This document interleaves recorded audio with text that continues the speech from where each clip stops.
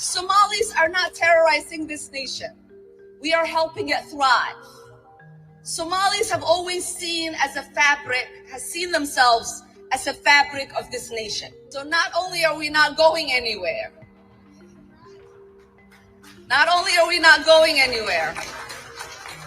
we are not going to allow anybody to make us feel less Minnesotan or less American. Well, not only are they not going anywhere, they're also not getting tried as guilty. Liberal Judge Sarah West just, of course, made headlines by overturning the jury's guilty verdict. This is something that's completely rare within criminal court proceedings, where you see a judge go against what the jurors decided and concluded. But let's go ahead and just take a dive into this story. In my opinion, this is more evidence of not just fraud, but entire corrupt infrastructure within the state of Minnesota. Let's take a listen. A big reversal in a $7.2 million fraud case in Hennepin County. The judge has thrown out the jury's guilty verdict. This is a case Lou Raguse has been following since the beginning. The judge's actions could make it harder to prosecute state fraud cases in the future. Lou? Julie, it's extremely rare for a judge to reverse a jury's verdict in a criminal case. Jurors I spoke to today told me it was not a difficult decision to find Abdi Fattah Youssef guilty in a Medicaid billing scheme, and they're surprised by this development. At the August trial for Abdi Fattah Youssef, the jury heard evidence that he ran his home health care company, Promise Health, out of a mailbox at a Central Avenue address where multiple other home health care companies were supposedly located. Youssef and his wife, Lol Ahmed, were charged with stealing $7.2 million of taxpayer money through Medicaid overbilling in a personal care assistant, or PCA, scam. The couple allegedly spent tens of thousands of the fraud money on luxury items for themselves. Despite the jury swiftly convicting Youssef, Judge Sarah West last week decided they got it wrong. It's reversing or overturning a jury's verdict. Defense attorney Joe Tamburino, who's not affiliated with this case, reviewed the decision and analyzed it for KARE 11 News. He says Judge West ruled that the state's case relied heavily on circumstantial evidence and that she believed the state did not rule out other reasonable inferences. That, in fact, there could have been other reasonable theories other than guilt in this case. That's what it comes down to.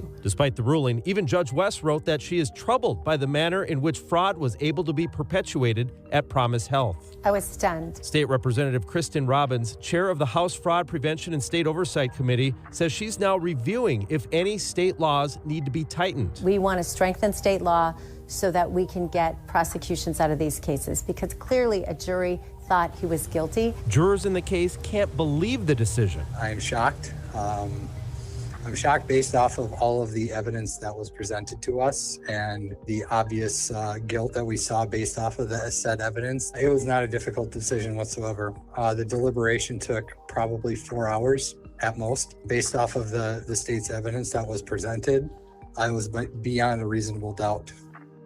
The attorney for Mr. Youssef, Ian Burrell, sent me a statement today that says, in part, Judge West's ruling affirms what we have maintained from the beginning, that our client, Mr. Youssef, was wrongfully accused and did not commit fraud or racketeering.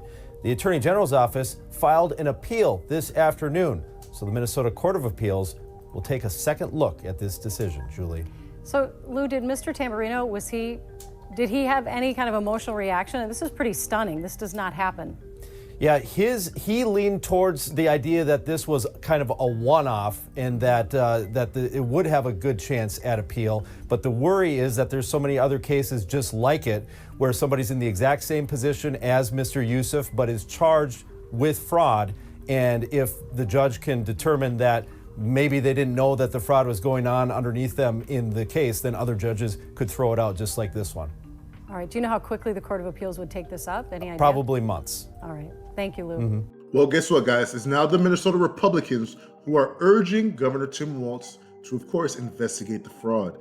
So it looks like they wrote a letter to U.S. Attorney Daniel Rosen this week, citing the over $1 billion that have not gone towards their intended purposes. We have millions vanishing from child nutrition funds, from autism therapy schemes. But of course, liberals in positions of power will do whatever it takes to destroy society. It's quite difficult when the people that you elect to lead your community have turned their backs on you. Not only have they turned their backs on you, they've turned a blind eye to injustice. There's so much corruption going on here. This will be considered, based on monetary value, the most corrupt case in the history of the United States. And it's all happening in my birth state of Minnesota. So what are the leaders saying? What are they going to do about this? My name is Mary Moriarty. I'm the Hennepin County Attorney. I've lived in Minnesota my entire life, in Minneapolis about the last 26 years. I love the state of Minnesota, and one of the things I really love is the many different cultures that bring all of their food, their community celebrations, and their different cultures that make us a better state. In Minnesota, we have over 80,000 of our Somali neighbors who are our community members. I grew up in New Ulm, Minnesota, in southern Minnesota, and it's a sister city to a German city named Ulm. I grew up in the German heritage, the food, the festivals, all of that kind of thing. My ancestors came from Ireland and France and Norway. But everybody came here looking for a better life and wanting to be welcomed into this community, just as our Somali neighbors have. We have over 80,000 Somali neighbors and community members in Minnesota alone. They add to our culture. They bring a rich vibrancy that makes us all better. So it's horrible that in the last couple of days, the president has singled out 700 of those Somali community members who have temporary protected status, and he's threatening to take that away, which is probably illegal. But the bigger picture here is that he's trying to divide us, trying to make us look at our Somali neighbors and community members as being criminals, and that's simply not true. We are better when we stand together. So with all the corruption that's going on in the state of Minnesota, she refuses to take a fine-tooth comb and sift through all the evidence to see what's really going on, but instead she retreats to a position of diversity is our strength. President Donald Trump revoked TPS status, or temporary protected status, for Somalis in the state of Minnesota. So temporary protected status allows immigrants who cannot safely return to their home country due to war or natural disasters to stay in the United States of America. And he's taking that away because you guys love your country so much. You're sending billions of dollars, as reported, $1.1 billion back to Somalia. You might as well go back and live there. Are you guys trying to, of course, assimilate into American culture and be part of the fabric that makes America great, like Ilhan Omar stated earlier? Or are you trying to come here, gather all the resources for yourself and send them back to build up Somalia? Somalia is one of the most corrupt nations in the world. And if you look up IQ by nation worldwide, Somalia is second to last in terms of lowest IQ on the face of the earth. Not only is it the Attorney General, the Attorney, and our state representatives that are against America First and Minnesota First, it looks like it's the police as well. Let's take a listen.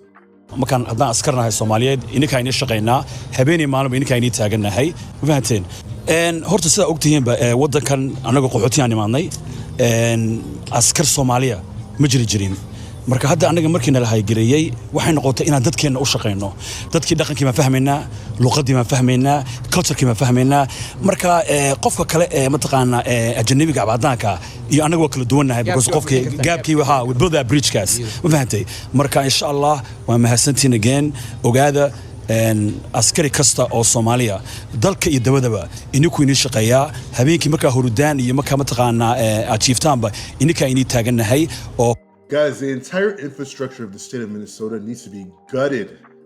We need to destroy and rebuild because what we have here are weeds in the garden. And if we don't pull these weeds out, the entire garden will be choked out. I think this is just the tip of the iceberg. Minnesota corruption runs deeper than we can imagine.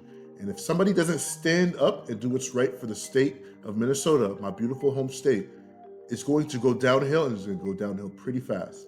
Tim Walz has already spent through an entire $19 billion surplus with no money to be shown. How someone does that, it's beyond me.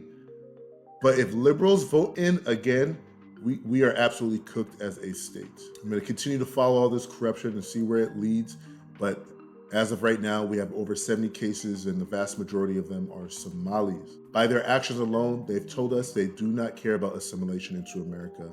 It's Somalia first. That is their intended goal until the day that America collapses because of its own foolishness. As Christ told us, a house divided against itself cannot stand. Like I said, you guys, let me know your thoughts down below. Make sure to like, comment, and subscribe. Deuces.